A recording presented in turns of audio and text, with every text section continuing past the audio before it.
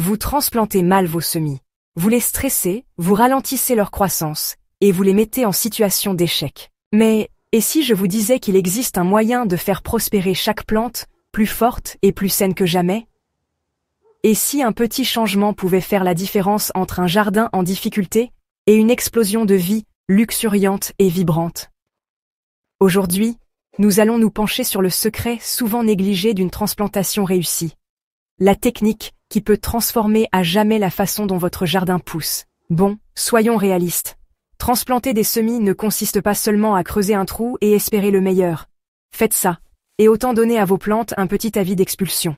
Tout d'abord, quand faut-il transplanter? Pas trop tôt, ou vos semis seront comme des tout-petits forcés de payer un loyer, complètement impréparés. Pas trop tard, où leurs racines seront tellement emmêlées qu'elles auront besoin d'un thérapeute. Le moment idéal? Une fois qu'ils ont au moins 2 jeux de vraies feuilles et un système racinaire solide. Et ne les jetez pas simplement dans la nature.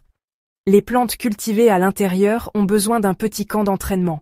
Un processus appelé endurcissement, où elles s'adaptent lentement à la vie en extérieur sur quelques semaines.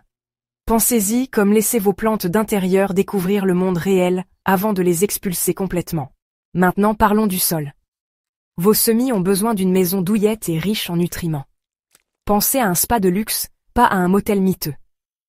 Et quand il est temps de les déplacer, manipulez-les avec soin. Ces petits gars sont fragiles, si vous les arrachez mal, vous pourriez casser leurs tiges plus vite qu'une mauvaise relation. Soulevez toujours par les feuilles, jamais par la tige, et soyez délicat lors de la plantation pour éviter de choquer leurs racines. L'arrosage après la transplantation est crucial. Mais ne les noyez pas, les semis ont besoin d'hydratation, pas d'une aventure sous-marine.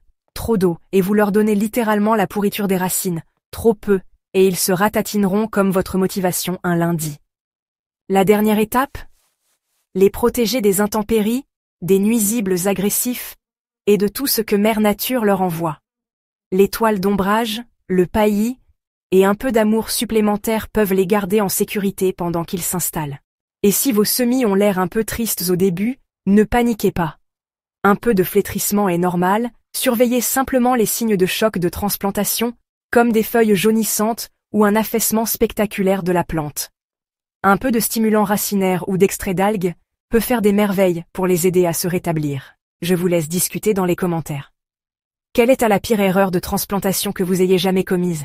Vous pouvez nous soutenir en vous abonnant, si ce n'est pas déjà fait. Prenez soin de vous, prenez soin de vos proches, et je vous retrouve bientôt dans une autre vidéo.